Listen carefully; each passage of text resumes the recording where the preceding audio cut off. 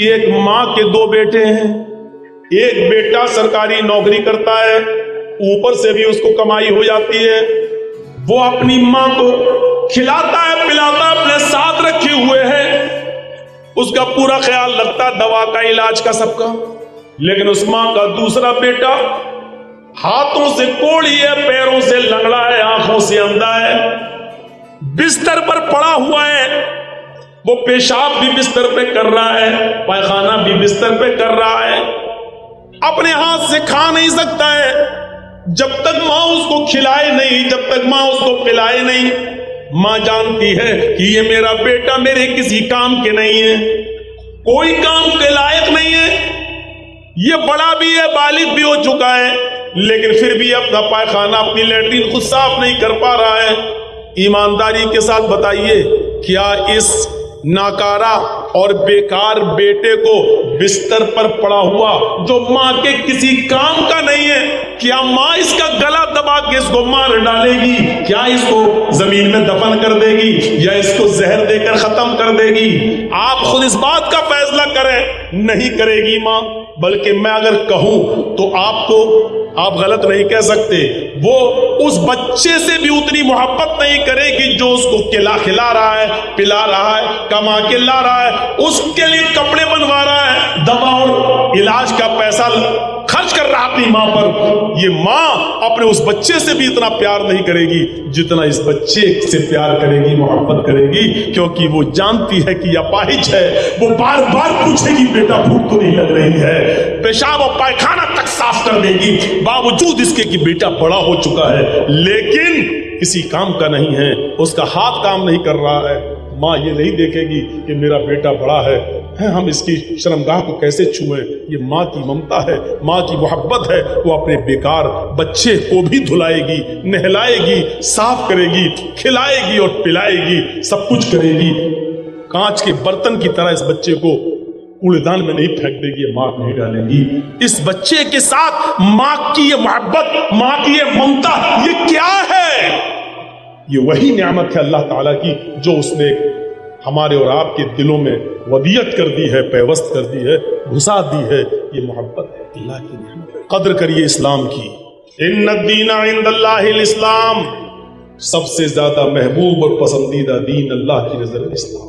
وَمَن يَبْتَغِ غَيْرَ الْإِسْلَامِ دِينًا فَلَن يُقْبَلَ مِنْهُ، اسلام کو چھوڑ کر جو کوئی دوسرا راستہ اختیار کرے گا وہ اس کا ہرگز قبول نہیں کیا جائے گا، دوسرا دین اس کا منظور نہیں کیا جائے گا۔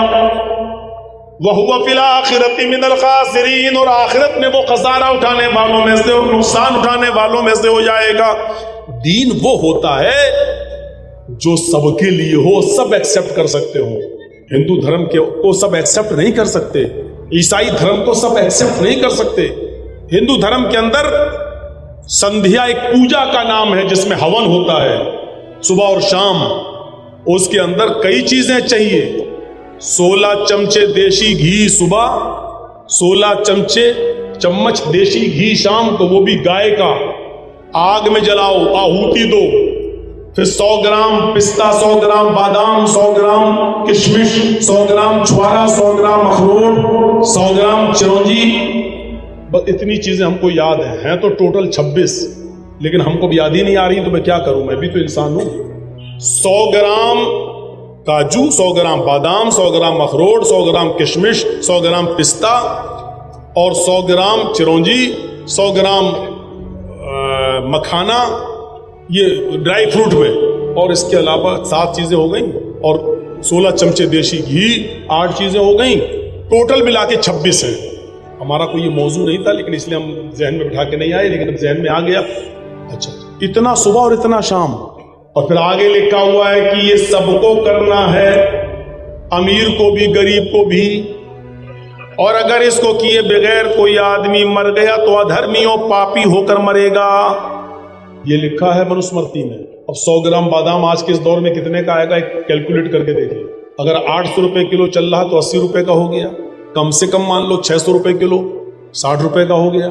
100 گرام پستہ کتنے کا ہوگا، 100 گرام اخروٹ کتنے کا ہوگا، 100 گرام کاجو کتنے کا ہوگا، 100 گرام چرونجی کتنے کی ہوگی، 100 گرام مکھانا کتنے کا ہوگا۔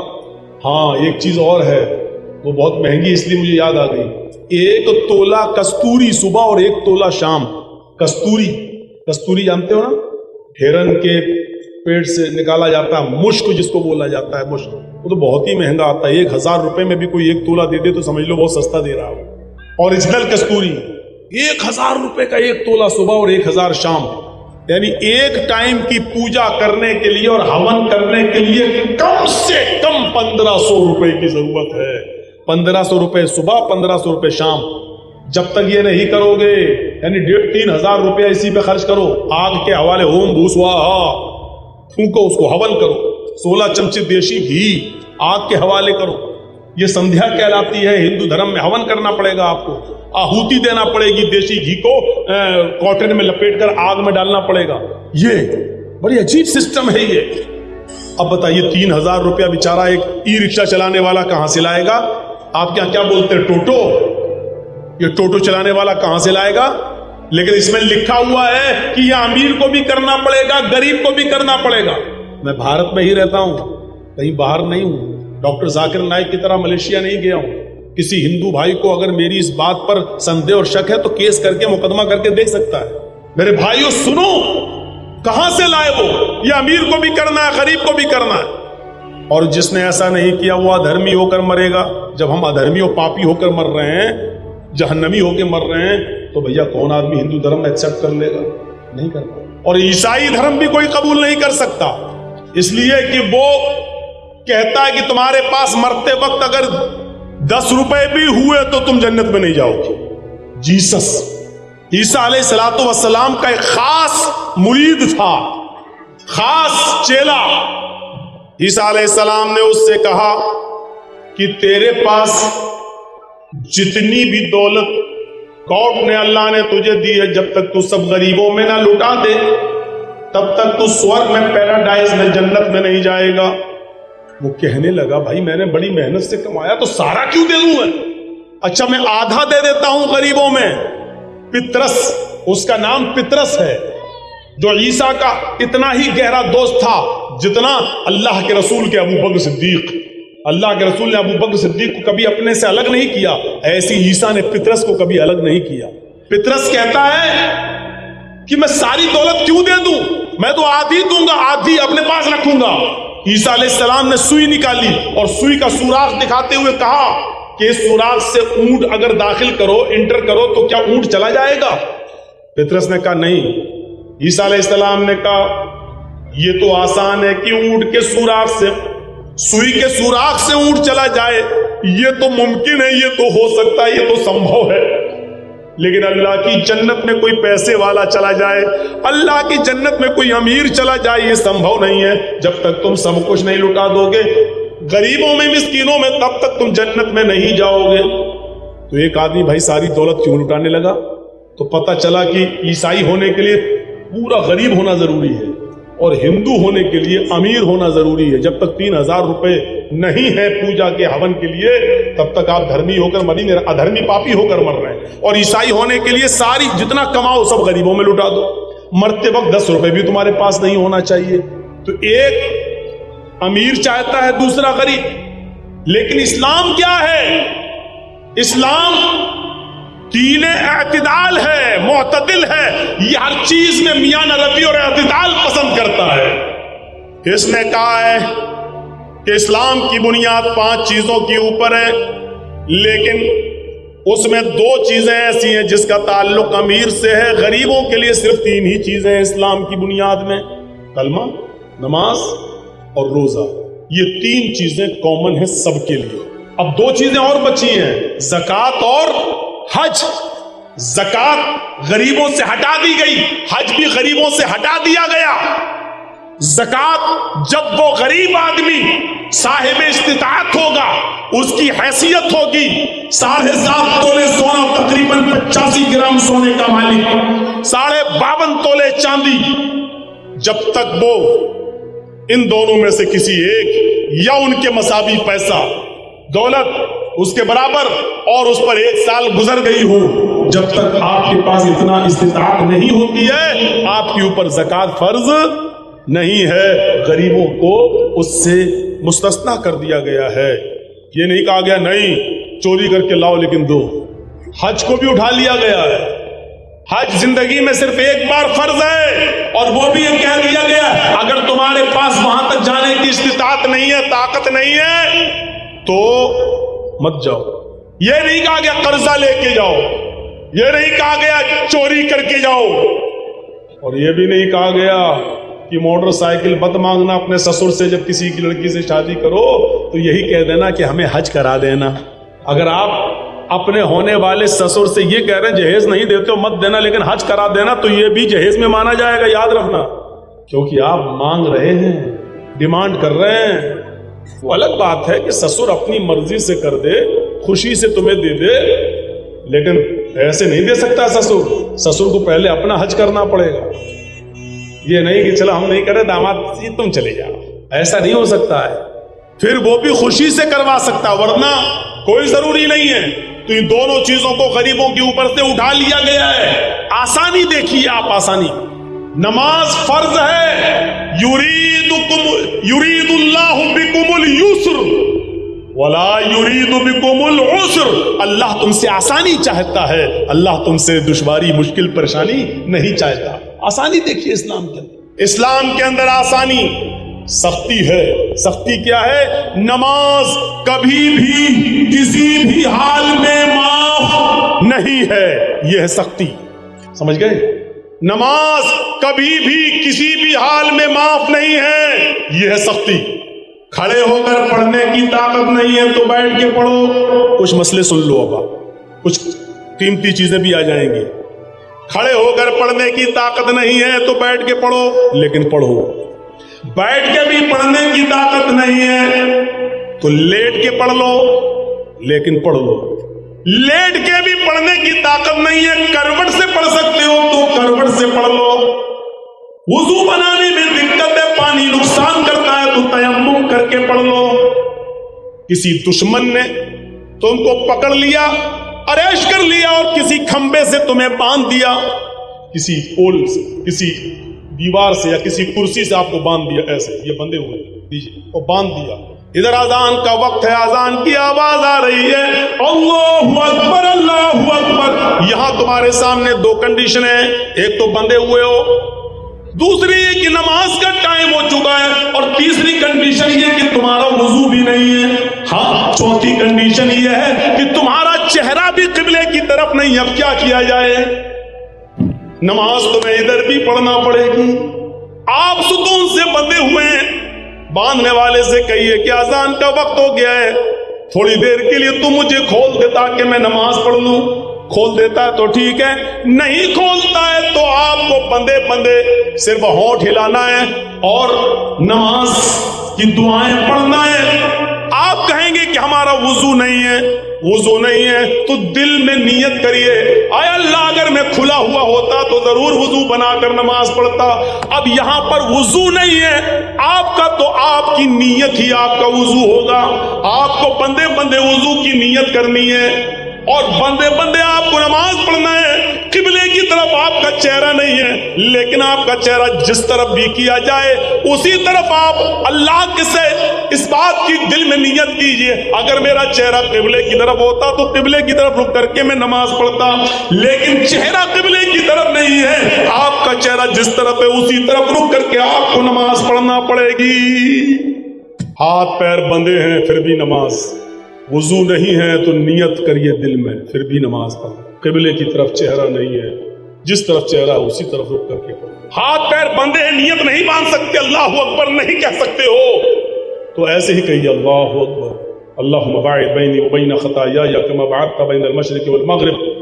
الحمدللہ رب العالمین الرحمن الرحیم انا اعطیناک الکوثر قل هو اللہ اکبر. سبحان ربی العظیم سبحان ربی العظیم سبحان ربی العظیم. سمع اللہ لمن حمدہ ربنا لک الحمد حمدا کثیرا طیبا مبارکا فی. اللہ اکبر سبحان ربی الاعلی. آپ کو ایسے ہی پڑھنا ہے, لیکن نماز ادھر بھی معاف نہیں ہے, یہ ہے سخت. اور نرمی کیا ہے؟ ہاتھ پیر بندھے ہیں, یہ نہیں کہا جا رہا ہے کہ نہیں پھر بھی باندھو, یہ ہے آسانی. قبلے کی طرف چہرہ نہیں ہے, یہ نہیں کہا جا رہا کہ زبردستی کرسی توڑ دیں, جہاں ہے وہی کرو, یہ ہے آسانی. وضو کے لیے پانی نہیں دیا جا رہا, نیت کر لو, یہ ہے آسانی. تو اللہ تعالیٰ آسانی چاہتا ہے, دشواری, لیکن نماز ادھر ایک چیز اور سمجھ لیجیے نماز کے تعلق سے، بہت سے لوگ کیا کرتے ہیں، جیسے جرجی صاحب نماز پڑھنے آئے، 2-4 رکعت چھوٹ گئی یا جماعت ہو گئی، اب ہم فرض نماز پڑھنے لگے اکیلے، اللہ اکبر۔ ایک آدمی وضو بنا کے آیا، اس نے سوچا مولانا جرجی صاحب نماز پڑھ رہے ہیں، وہ ہمارے پیچھے آ گیا، اب دوسری جماعت میں ہمارے پیچھے کھڑا ہو گیا بغل میں، اللہ۔ اس طریقے سے پیچھے سے آ کر بغل میں کھڑے ہو کر نماز پڑھنا ٹھیک نہیں ہے، کیونکہ آپ کو یہ نہیں معلوم کہ میں سنت پڑھ رہا ہوں یا فرض پڑھ رہا ہوں۔ چلو میں نے مان بھی لیا کہ میں فرض پڑھ رہا ہوں، اور آپ کو بھی معلوم ہے کہ جرجیت صاحب فرض پڑھ رہے ہیں، مثلا مغرب کی نماز ہو گئی، اب سنت تو پڑھیں گے نہیں، اب بعد میں جو پڑھ رہے ہیں جماعت کے بعد یہ فرض پڑھ رہے ہیں، آپ کھڑے ہو گئے، آپ کے لیے طریقہ ٹھیک نہیں ہے کہ میرے ساتھ کھڑے ہو گئے، کیونکہ امام کی رضامندی ضروری ہے، وہ امام بننا چاہتا بھی ہے کہ نہیں بننا چاہتا، اور رضامندی کا تعلق نماز شروع ہونے سے پہلے ہے۔ آپ نے نماز پڑھنے سے پہلے مجھ سے امام بنانے کی اجازت نہیں لی، نہ آپ نے مجھ سے کہا کہ آپ نماز پڑھائیے۔ بھائی میں جرجیز، میں نماز نہیں پڑھانا چاہتا ہوں، پڑھ رہا ہوں ٹھیک ہے، لیکن میں چاہتا ہوں کہ میں نماز نہ پڑھاؤں، اتنی بڑی ذمہ داری ہے، میں امامت ادا نہیں کرنے کے لائق ہوں، آپ کو میری اجازت لینا ضروری ہے، پہلے یہ جاننا ضروری ہے کہ میں امامت سے خوش بھی ہوں یا نہیں ہوں، لہٰذا کسی کے ساتھ کھڑے ہو جانا یہ طریقہ صحیح نہیں ہے۔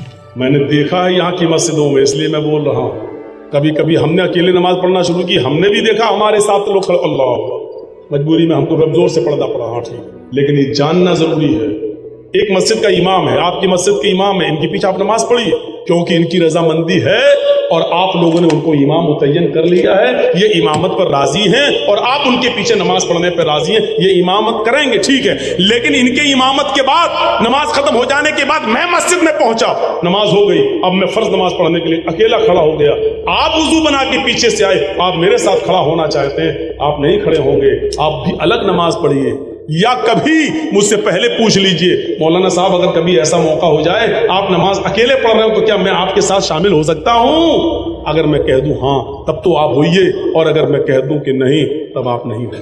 تو میرے بھائیوں یہ طریقہ بھی صحیح نہیں ہے کہ ہم نے کسی کی مرضی جانی بھی نہیں اور اس کے پیچھے نماز پڑھ۔ اسلام اتنا آسان ہے، ایک غیر مسلم اسلام لایا، رمضان کا مہینہ ہے، 20 روزے ہو چکے ہیں، اب آپ بتائیے کیا کریں گے؟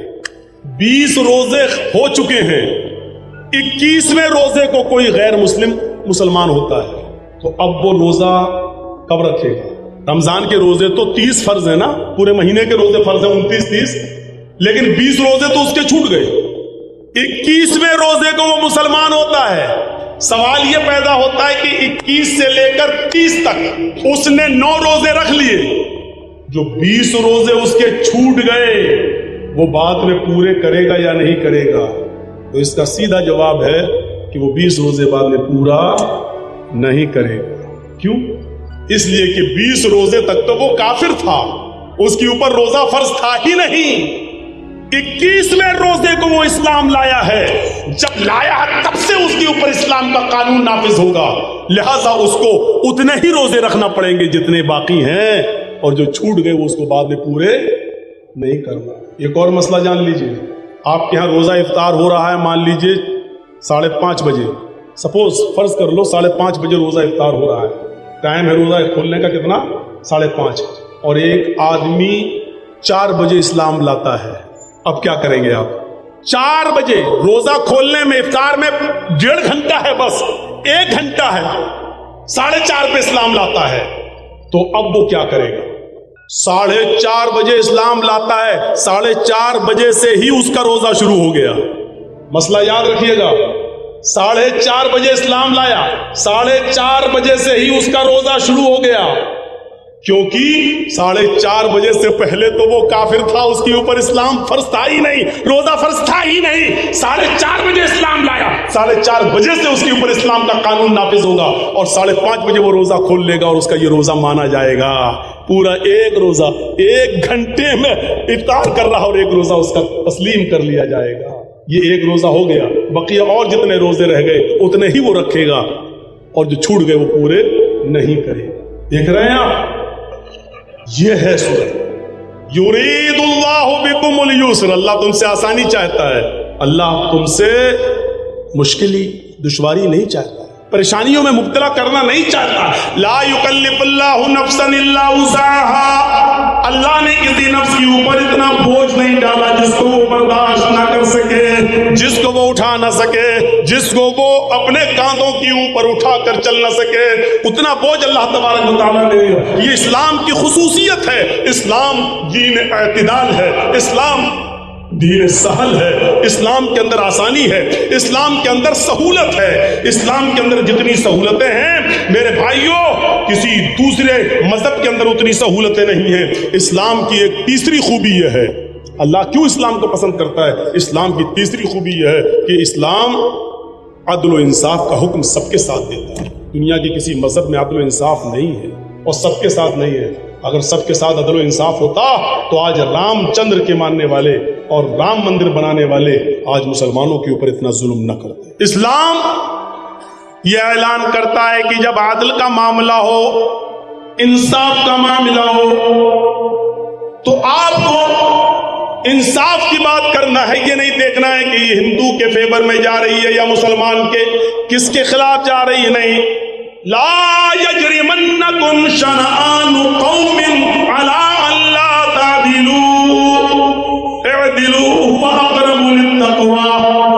اے مسلمانوں, اے ایمان والو, کہیں ایسا نہ ہو کہ تمہیں کسی قوم کی دشمنی تمہیں ظلم کرنے پر ابھار دے. ایسا نہ ہو کہ تمہیں کسی قوم کی دشمنی اس کے ساتھ بے انصافی کرنے پر مجبور کر دے. اچھا یہ ہندو ہے, ہاں ٹھیک ہے, اس کا مقدمہ میرے پاس آئے گا, ہم اس کو سزا سنا دیں گے. انصاف نہ کرو کسی کے ساتھ, ایسا نہیں ہونا چاہیے. یہ سب سے بڑا جرم ہے.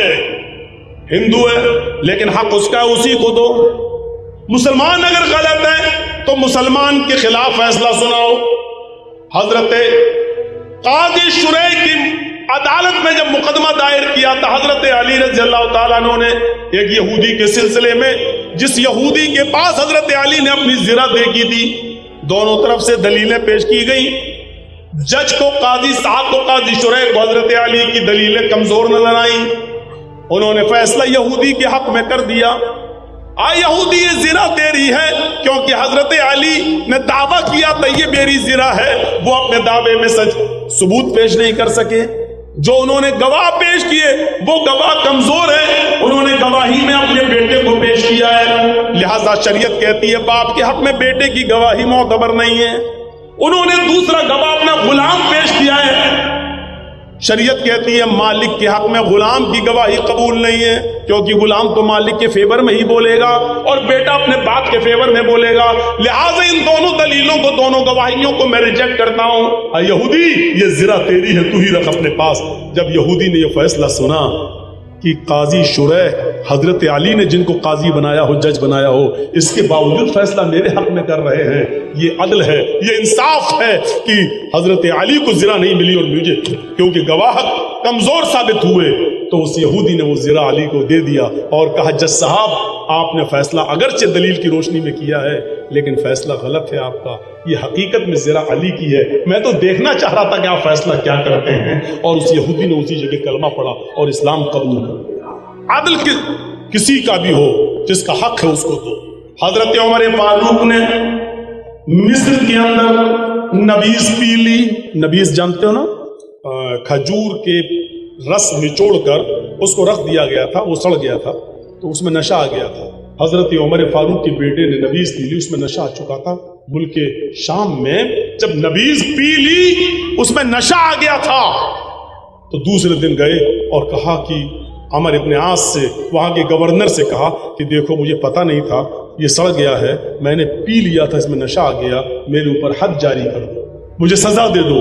تو حضرت عمر ابن عاص نے عمر فاروق کے بیٹے کو ملک شام میں 40 کوڑے لگا دیے. حضرت عمر فاروق کو پتہ چلا کہ میرے بیٹے نے ملک شام کے اندر اس حال میں نبیذ پی لی تھی جب اس میں نشہ آ گیا تھا, اور عمر ابن عاص نے ان کو 40 کوڑے بھی مار دیے, لیکن پھر بھی اطمینان نہیں ملا. حضرت عمر نے اپنا اسپیشل گھوڑا مدینے سے بھیجا اور عمر ابن عاص کے نام ایک لیٹر لکھا کہ میرے بیٹے کو اس گھوڑے سے واپس مدینہ بھیج دیا جائے, مجھے کچھ کام ہے. عمر ابن عاص نے عمر فاروق کے بیٹے کو لیٹر سنایا کہ آپ کے ابو نے آپ کو مدینے میں بلایا ہے. اور یہ گھوڑا بھیجا ہے. حضرت عمر ابن عاص کا حکم سن کر اپنے باپ کا آرڈر مان کر اس نئے گھوڑے کے اوپر بیٹھ کر حضرت عمر فاروق کا بیٹا مدینے چلاتا ہے. وہ اپنے گھر جانا چاہتا ہے لیکن حضرت عمر فاروق نے کہا بیٹے ابھی تو گھر نہیں جاؤ گے, تمہیں تمہاری ماں سے تمہارے بھائیوں سے ملنے کی تمہیں کوئی اجازت نہیں ہے, ادھر آؤ. سنا ہے کہ تم نے ملک شام کے اندر نبیذ پی لی تھی. کہا جی ہاں. کہا اب تمہیں کوڑے مارے جائیں گے 40 درے. کہا وہ تو میں نے عمر ابن عاص کو بتا دیا تھا, انہوں نے میری پیٹھ پر 40 کوڑے مار دیے. ایک ہی جرم کی ڈبل سزا کیسی؟ حضرت عمر نے کہا پہلے کوڑے کھاؤ اس کے بعد بتائیں گے. پھر 4 جلادوں کو متعین کیا, ایک کے ہاتھ میں ایک کوڑا دیا, دوسرے کے ہاتھ میں دوسرا, تیسرے کے ہاتھ میں تیسرا, چوتھے کے ہاتھ میں چوتھا. بڑی آسانی کے ساتھ ہم لوگ شراب پی لیتے ہیں اور یہ بھی نہیں سوچتے کہ کتنا بڑا جرم ہے. ایک جلاد سے کہا کہ 10 کوڑے پہلے میرے بیٹے کی پیٹھ پہ مارو, اس کے بعد تمہاری طاقت کمزور ہو جائے گی, پھر تم اتنی زور سے نہیں مار سکو گے, تھک جاؤ گے, ہٹ جاؤ. پھر دوسرا جلاد 10 کوڑے مارے گا, 10 مار کے وہ بھی ہٹ جائے گا. پھر تیسرا 10 مارے گا, وہ 10 مار کے ہٹ جائے گا. پھر چوتھا مارے گا. 4 لوگوں سے 40 کوڑے پوری طاقت کے ساتھ پڑوائے. بعد میں بیٹے نے وہ کوڑے کھانے کے بعد خون سے لہولہان ہو جانے کے بعد کہا ابو آپ نے میرے ساتھ انیائے کیا ہے, ظلم کیا ہے, ایک جرم کی ہمیں ڈبل سزا ملی ہے, وہ بھی انجانے میں نے نبیذ پی لی تھی جس میں نشہ آ گیا تھا, اور اس کی سزا مجھے ملک شام میں مل گئی تھی. پھر آپ نے مجھے یہاں کوڑے کیوں مارے؟ مجھے کوئی ایک ایسی حدیث, کوئی ایسا واقعہ بتاؤ کہ ایک ہی جرم کی سزا اللہ کے نبی نے کبھی ڈبل دی ہو. حضرت عمر کا جواب یہ تھا کہ میرے بیٹے عمر ابن عاص نے جب تمہیں کوڑے مارے, حاکم ہے, وہاں کے گورنر ہیں, انہوں نے کوڑے مارے, لیکن میرا دل یہ کہتا ہے کہ انہوں نے اتنی زور سے کوڑے نہیں مارے ہوں گے جتنی زور سے مارنا چاہیے تھا.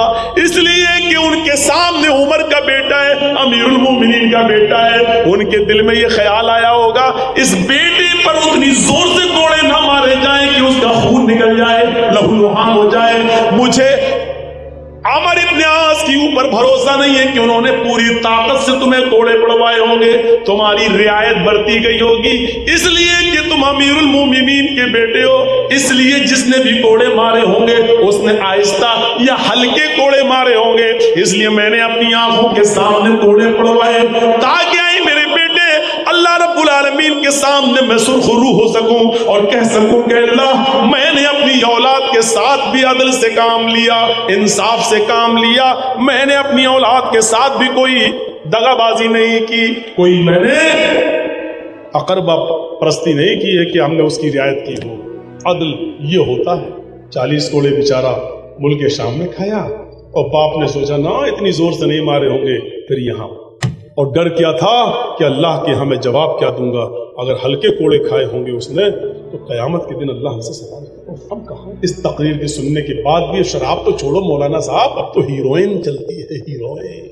آپ ابھی شرابی پہ اٹکے ہیں مولانا صاحب, ہمارے علاقے میں آ کے دیکھیے یہاں شراب اب کون پیتا ہے, یہاں تو ہیروئن. نام دیکھیے کتنا خوبصورت ہے, ہیروئن. شرم آنی چاہیے, ڈرنا چاہیے اللہ کے عذاب سے. تو اسلام دین عدل ہے, اسلام دین مساوات ہے. مساوات کا جو درس اسلام کہتا ہے دنیا کے کسی مذہب کے اندر نہیں ملے گا. کیوں؟ اسلام سب سے بہتر ہے کیونکہ سب ایکسپٹ کر لیتے ہیں. ہندو دھرم کو کون ایکسپٹ کرے گا جس کے وید میں یہ لکھا ہو کہ برہما جی نے اپنے منہ سے برہمن کو پیدا کیا, اپنے ہاتھوں سے چھتری کو پیدا کیا, اپنی ران سے ویش کو پیدا کیا, اپنے پیروں سے شودر ہریجن کو پیدا کیا. جہاں برہما جی کے منہ سے برہمن پیدا ہو رہا ہو, ہاتھوں سے چھتری ٹھاکر پیدا ہو رہا ہو. برہمن جانتے ہو کون ہے؟ جیسے راجناتھ سنگھ برہمن اونچی ذاتی, اور چھتری ٹھاکر جیسے راجا بھیا یوگی. اور وید کے مطابق برہما نے اپنے منہ سے برہمن کو پیدا کیا ہے اور ہاتھوں سے چھتری ٹھاکر کو پیدا کیا ہے, اور یہ تھا یہ ران इससे वेश पैदा हुआ है और पैरों से शूद्र। डॉक्टर अंबेडकर, मायावती, ये नीची जाति के लोग हिंदू धर्म के मुताबिक पैरों से पैदा हुए ब्रह्मा जी के, हमारे नहीं। कौन इसको कबूल करेगा?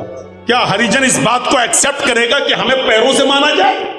और आगे लिखा हुआ है कि वेद पढ़ने का अधिकार सिर्फ ब्राह्मण को है, किसी और को नहीं। I am not last Buddha, but a Buddha will come after mine. His name will be Mitre.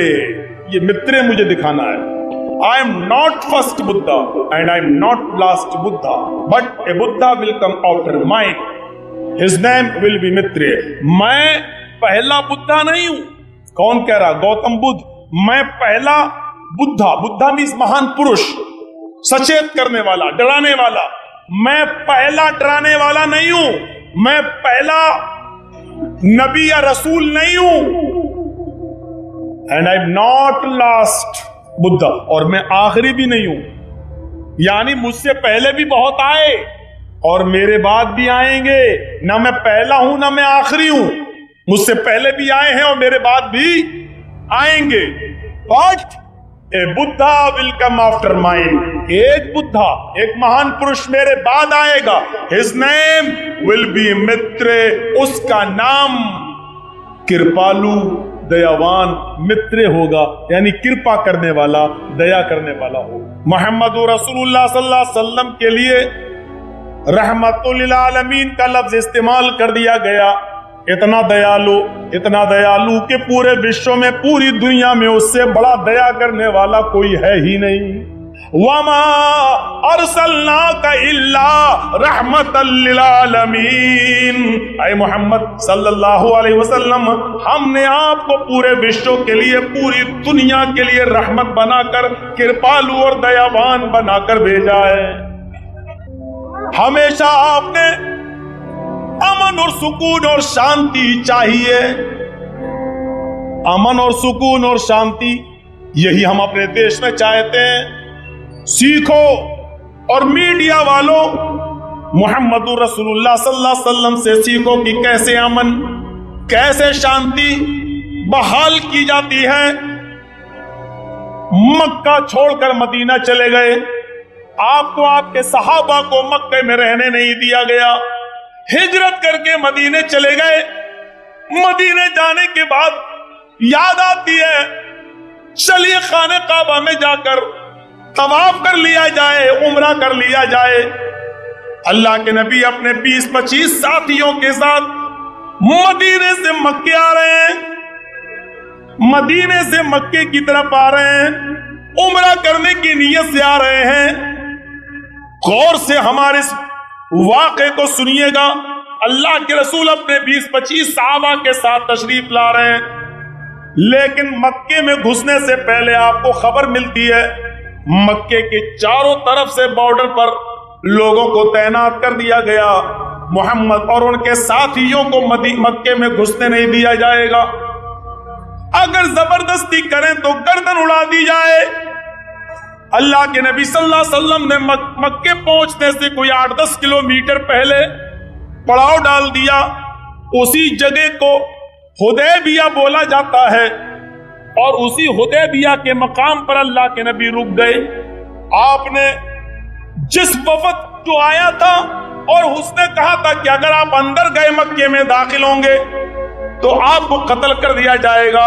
इसलिए हमारा मशवरा है कि आप यहां से वापस मदीने की तरफ चले जाएं। अल्लाह के नबी सल्लल्लाहु अलैहि वसल्लम ने उन लोगों से कहा, देखो हम शांति के साथ, अमन और सुकून के साथ उम्रा करने आए हैं। खाने काबा पर हमारा भी हक है। हमें खाने काबा के साथ चक्कर लगा लेने दिए जाए, सफा मरवा की सही कर लेने दी जाए। उसके बाद हम आराम से मक्का छोड़ के मदीने चले जाएंगे। तैयार नहीं हुए वो लोग। खबर भेजी, ऐसा करो, आइए, आपकी तरफ से एक वफद आए, एक प्रतिनिधि मंडल आए और समझौता कर ले, सुलह कर ले। आपकी क्या परेशानी है? हमें मक्के में क्यों नहीं आने दिया जाता है? मक्के के लोगों में मीटिंग होती है और वो तैयार हो गए। मदीने से आने वाले लोगों को कैसे रोक दिया जाएगा? آج نہیں تو کل آئیں گے ضرور. ان کا بھی حق ہے خانہ کعبہ میں آنے کا, نماز پڑھنے کا, طواف کرنے کا, صفا مروہ کی سعی کرنے کا. چلیے ایسا کیا جائے, محمد اور ان کے ساتھیوں سے مل کر پہلے بیٹھ کر کچھ گفتگو کر لی جائے. چند لوگوں پر مشتمل, چند لوگوں کا وفد پرتیندھی منڈل تیار ہوتا ہے, اور ان کا سردار ہے ان کا سردار ہے سہیل. یہ لوگ آتے ہیں حدیبیہ, اور حدیبیہ آنے کے بعد اب دیکھیے کیا ہوتا ہے. ہم یہاں پر دکھانا چاہتے ہیں کہ دیکھیے امن کس کو کہتے ہیں. اگر دلوں میں گنجائش ہو تو میرے بھائیوں بڑے سے بڑے معاملے سلجھ جاتے ہیں, بڑے سے بڑے معاملے حل ہو جاتے ہیں. لیکن اگر کوئی بضد ہو اس بات پر کہ ہم 1 انچ بھی پیچھے نہیں ہٹیں گے تو پھر بڑے سے بڑے چھوٹے سے چھوٹے معاملے بھی نہیں سلجھ سکتے ہیں. سمجھ رہے ہیں نا میری بات؟ اگر دلوں میں گنجائش ہو تو بڑے سے بڑے معاملے حل ہو سکتے ہیں. لیکن اگر ضد پہ کوئی اڑ جائے کہ ہم 1 انچ بھی پیچھے نہیں ہٹ سکتے تو چھوٹا سا چھوٹا معاملہ بھی نہیں سلجھ سکتا. رات کے 2:45 بج رہے ہیں, شاید آپ کو نیند آ رہی ہے. میں نے بول دیا جو بولنا تھا, اب آپ کی عقل میں نہ بیٹھے تو اس میں ہم کیا کر لیں. پھر سن لو, دلوں میں گنجائش ہو تو بڑے سے بڑے معاملے حل ہو سکتے ہیں, اور اگر ہم ضد پہ اڑ جائیں, کسی کی نہ سنیں اور ضد پہ آ جائیں کہ ہم نے جو کہہ دیا وہ پتھر کی لکیر ہے, ہم 1 انچ بھی پیچھے نہیں ہٹیں گے تو چھوٹا سا چھوٹا معاملہ بھی نہیں سلجھ سکتا ہے. اب آؤ میں تمہیں بتاتا ہوں. سہیل آیا, اس کے ساتھی آئے, اے محمد صلی اللہ علیہ وسلم, ہم آپ کو مکے میں نہیں آنے دیں گے. جانا ہے تو جا کر دکھاؤ, نہیں تو چند شرطیں مان لو. آپ نے کہا سہیل ہم لڑنے نہیں آئے, لڑنے آئے ہوتے تو 15-20 لوگوں کے ساتھ نہیں آتے, پورا مدینہ لے کر آ جاتے. ہم لڑنے نہیں آئے, ہم تم سے لڑنا بھی نہیں چاہتے ہیں. ہم یہ چاہتے ہیں کہ مجھے صرف میرا حق دے دیا جائے, خانہ کعبہ میں مجھے بھی طواف کی اجازت دے دی جائے. اپنے ماحول پر اس کو چسپا کرنا, ہم بھی لڑنا نہیں چاہتے. ہم صرف اتنا چاہتے ہیں, ہندو, بدھسٹ, سکھ, جین, پارسی سب کے نام لیے.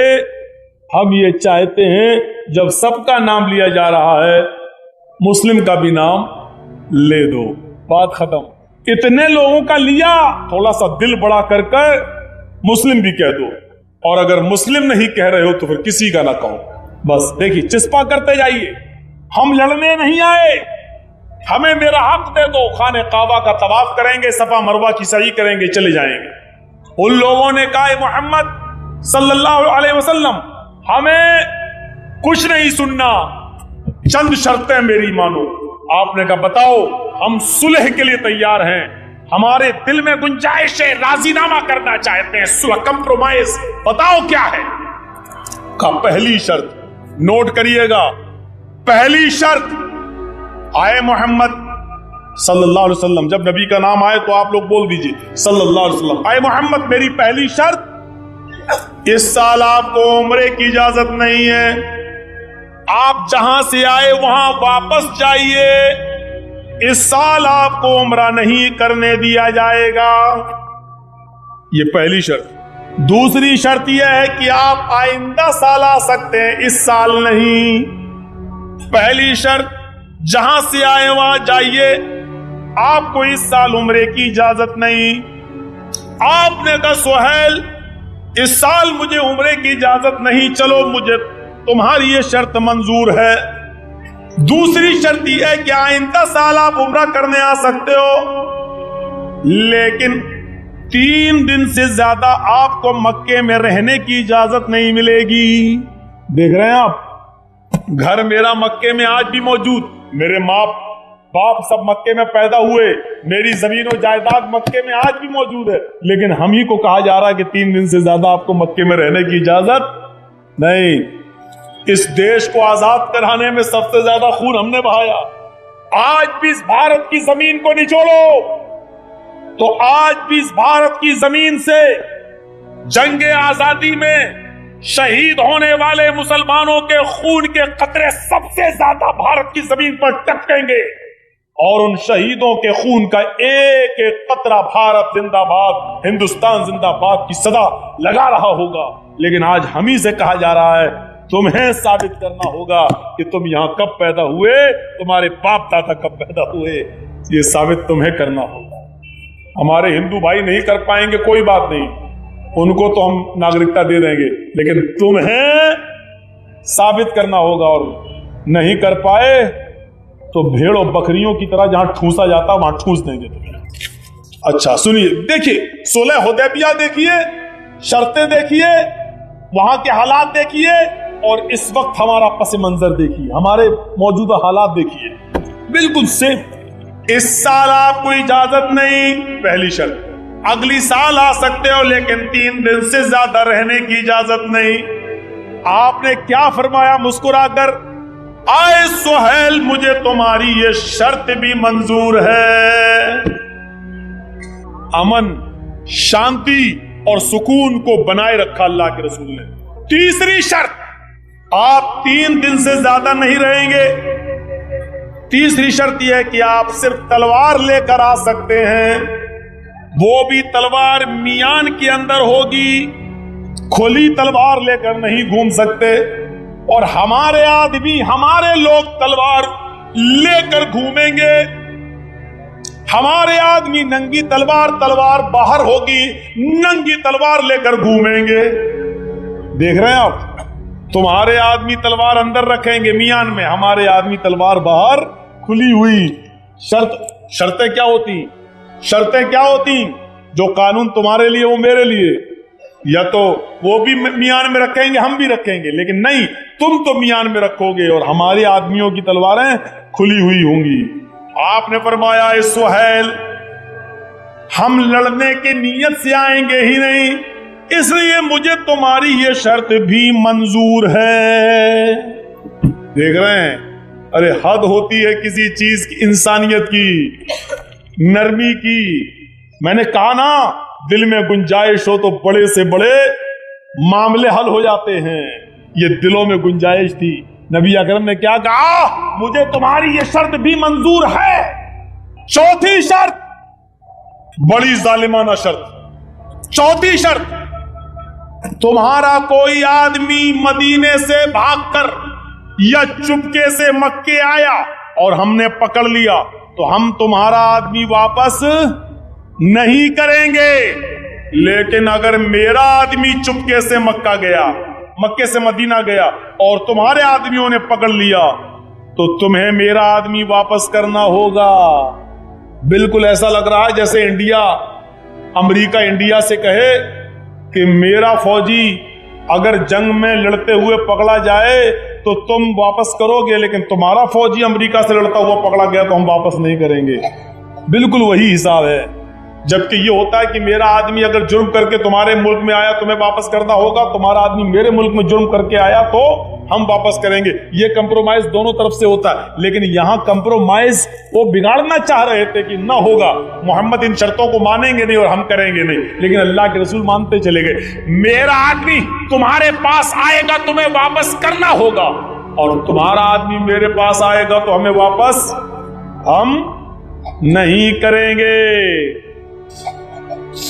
पाकिस्तान, बांग्लादेश, अफगानिस्तान से जो प्रताड़ित होकर हिंदू आएगा, बुद्धिस्ट आएगा, जैनी आएगा, सिख आएगा, पारसी आएगा, उसको तो हम नागरिकता देंगे, लेकिन मुसलमान आएगा उसको नहीं देंगे।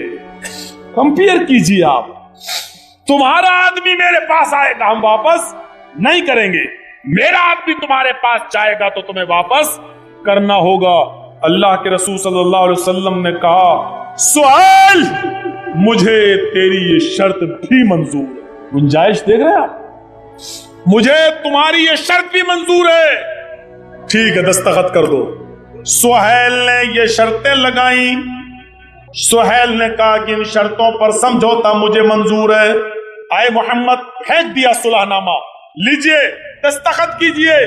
अल्लाह के नबी सल्लल्लाहु अलैहि वसल्लम ने हजरत अली से कहा, अली लिख दीजिए कि मोहम्मदुर रसूलुल्लाह को ये शर्तें मंजूर हैं। और जैसे ही हजरत अली रजी अल्लाह ताला अन्हु ने लिखा, मुझे मोहम्मदुर रसूलुल्लाह को ये शर्तें मंजूर हैं, और ये सुलहनामा जैसे सुहेल के हाथ में आया, ऐसे ही दस्तावेज था, ऐसे ही उसने पढ़ा, नीचे जो मोहम्मदुर रसूलुल्लाह के दस्तखत देखे तो एकदम बिगड़ गया और कहने लगा मोहम्मद सुलह नहीं होगी। अल्लाह के नबी ने फरमाया, सुहेल अब क्या हुआ? कहा कि इस पर लिखा हुआ है मोहम्मदुर रसूलुल्लाह को ये शर्तें मंजूर हैं, हम आपको रसूलुल्लाह मानते ही नहीं है। अगर हम आपको अल्लाह का रसूल मान लें तो झगड़ा किस बात का है? हम आपको रसूलुल्लाह नहीं मानते, इसलिए जब तक ये नहीं काटा जाएगा रसूलुल्लाह हम समझौता नहीं करेंगे। इस पर आपको लिखना हो तो ये लिखिए, मोहम्मद इब्ने अब्दुल्लाह को हमें मालूम है कि आप अब्दुल मुत्तलिब के पोते हैं, अब्दुल्लाह के बेटे हैं, आपको यहाँ इतना लिखना है मोहम्मद इब्ने अब्दुल्लाह को ये शर्तें मंजूर हैं, रसूलुल्लाह काटो नहीं तो हमें मंजूर नहीं। अल्लाह के नबी फरमाते हैं, ऐ अली ये मुझे रसूलुल्लाह नहीं मानता, इसका भी कहना सही है। अगर रसूलुल्लाह मान ले तो झगड़ा किस बात का? ये मानता ही नहीं है, इसलिए रसूलुल्लाह का लफ्ज काट दो। आए अली लफ्ज रसूलुल्लाह की जगह पर इब्ने अब्दुल्लाह लिख दो, यानी ये हो जाएगा कि मोहम्मद इब्ने अब्दुल्लाह को ये शर्तें मंजूर हैं। हजरत अली कलम पकड़े हुए हैं, लफ्ज रसूलुल्लाह को बार बार देख रहे हैं। यहां कलेजा दहला देने वाला मंजर आता है। हजरत अली ने जैसे ही कलम रखा उनका हाथ कांप गया, कहने लगे क्या अल्लाह के रसूल, लफ्ज रसूलुल्लाह मैं नहीं काट सकता। कहा क्या? मैं कह रहा हूं काट दो। कहा अल्लाह के नबी आप क्या अल्लाह के रसूल नहीं है? हाँ हैं। फिर मैं क्यों काटूं? रसूलुल्लाह हैं, मैंने वही लिखा रसूलुल्लाह। काटने का मतलब यह है कि मैं दिल तो मान रहा है लेकिन मेरा हाथ आपको लफ्ज रसूलुल्लाह मानने के लिए तैयार नहीं। आपने कहा ली ऐसी बात नहीं, ये मेरा हुक्म है कि काट दो। कहा अल्लाह के रसूल ये काम मुझसे मत करवाइए, मेरा हाथ कट के जमीन के ऊपर गिर जाए। अरे अल्लाह के रसूल मुझे ये गवारा है, लेकिन ये गवारा नहीं है कि मैं लफ्ज रसूलुल्लाह अपने हाथ से काटूं। जब अल्लाह ने आपको रसूल बनाकर भेजा तो फिर मैं कैसे काट दूं? मैं नहीं काट सकता।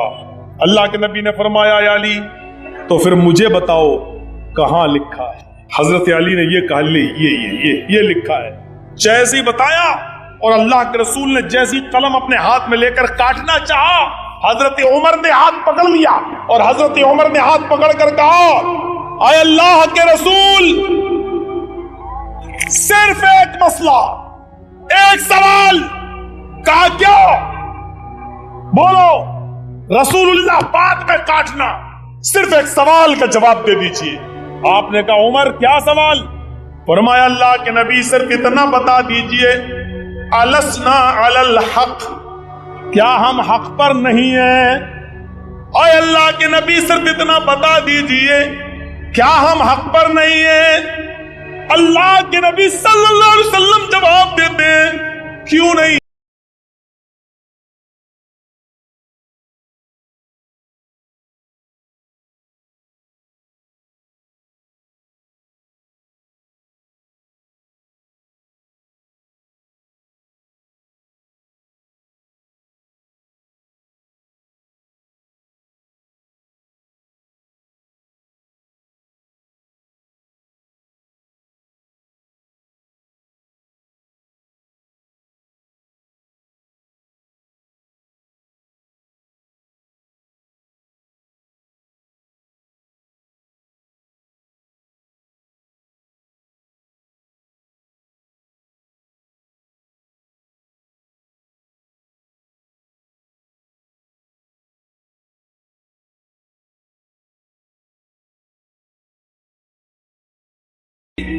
सोर्स इमाम कहे वाला तो तुम कहो आमीन, और दूसरी हदीस सूरह फातिहा पढ़ो, इसके बगैर नमाज नहीं। आइए नबी का अमल दिखलाऊं, अमल क्या है? وعن النعمان بن بشیر رضی اللہ تعالی عنہ قال كان رسول الله صلى الله عليه وسلم يصلي صفوفنا اذا قمنا الى الصلاه فاذا استوينا كبر. رواه ابو داؤد. یہ حدیث ابو داؤد کی ہے. اب دیکھیے کیا ہے. نعمان ابن بشیر فرماتے ہیں, ایک صحابی ہیں, نعمان ابن بشیر فرماتے ہیں اقامت ہوتی تھی, اللہ اکبر اشہد ان لا الہ الا اللہ اشہد ان محمد رسول اللہ حی علی الصلاۃ حی علی الفلاح قد قامت الصلاۃ قد قامت الصلاۃ اللہ اکبر لا الہ الا اللہ. یہ اقامت جب ہوتی تھی اللہ کے رسول حجرے سے نکلتے تھے, مصلی پر کھڑے ہو جاتے تھے. جب مصلی پہ کھڑے ہو جاتے تھے تو چہرہ مقتدیوں کی طرف ہوتا تھا. ہمارے یہاں ایسا سسٹم نہیں. ہمارے یہاں کیا ہوتا ہے, یہاں اقامت ہو رہی ہے اور امام صاحب پہلے سے مصلی پہ کھڑے ہیں قبلے کی طرف سے. اب مقتدی کتنی دور کھڑے ہیں امام کو کوئی مطلب نہیں. ادھر مقتدی نے کہا اللہ اکبر لا الہ الا اللہ, ادھر امام نے کہہ دیا اللہ اکبر. غلط ہے. کان رسول اللہ صلی اللہ علیہ وسلم یصلی صفوفنا اذا قمنا الى الصلاۃ, جب بھی ہم نماز پڑھنے کے لیے کھڑے ہوتے اللہ کے نبی ہماری صفیں درست فرماتے, ہماری صفوں کو درست کر دیتے, ہماری صفیں سنبھالتے. کوئی آگے کھڑا ہے اس کو پیچھے کرتے آگے. ایک چھڑی بھی ہوتی تھی کبھی کبھی اللہ کے رسول کے ہاتھ میں, ایسے کر دیتے تھے پیچھے چلو. کوئی آگے پیچھے ہوتا تھا آگے آؤ, کبھی اس کو پکڑ کے آگے آؤ. پیر سے پیر, ٹخنے سے ٹخنا, کاندھے سے کاندھا, سب ملا لیا. تکبیر ہو گئی, اقامت ہو گئی, ابھی آپ نے اللہ اکبر نہیں کہا, نماز نہیں پڑھائی.